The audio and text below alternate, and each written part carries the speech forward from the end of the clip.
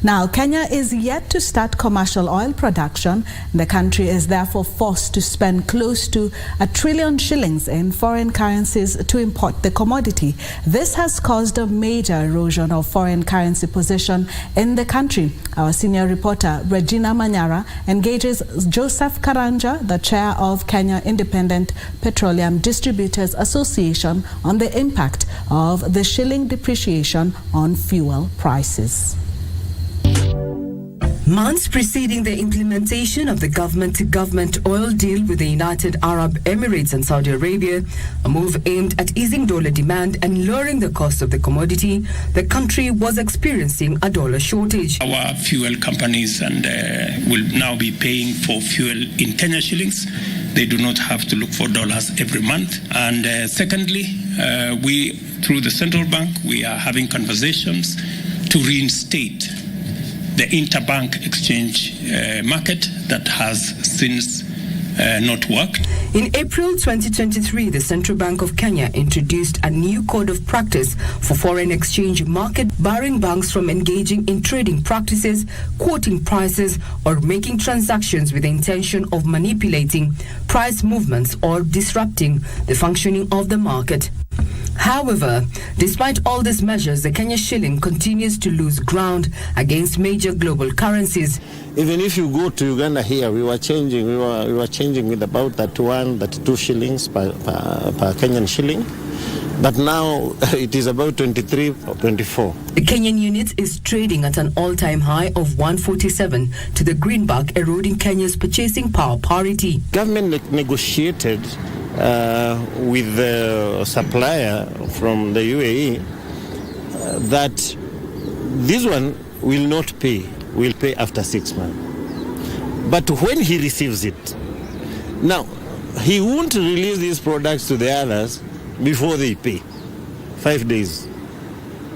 So the benefit of the G2G is just, to have the commodity in the country. Yes, the benefit is with one person. Joseph Karanja, who has been in the upstream oil business for over 30 years, is worried that the depreciation of the shilling will edge out small distributors like him, who either cannot access dollars or lack liquidity to buy the commodity in the dollar equivalent.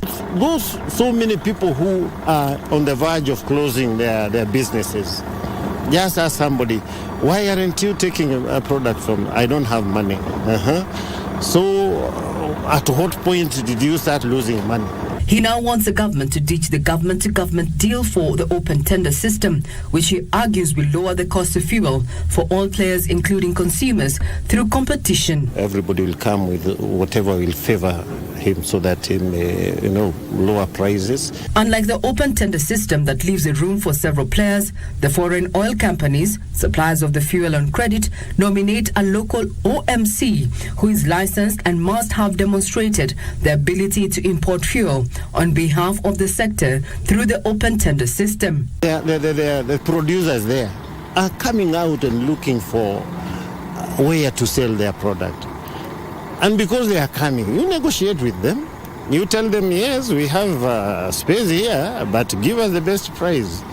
But when you say it is one person to take it, then and you choose who to supply, they will take advantage. As it stands, consumers are yet to benefit from the deal due to the fact that they supply a factor in the refinancing cost of the product. But there are some levies which are just oppressive. They should remove some of the laws if there is goodwill, because now again we get to another level of the willingness. For now, Kenya, like many other non-oil producing countries, is at the mercy of the greenback that is strengthening by the day, barred by increased global demand for the dollar and major oil production cuts by global producers like Saudi Arabia, Russia and Venezuela. As far as petroleum distributors are concerned, is that something has to give when it comes to the value of the shilling against the dollar. What can be done? If there is anything like forces of supply and demand, let it work. The government has embarked on subsidizing the cost of production and increasing Kenya's export portfolio to boost foreign reserves and counter the current shilling freefall.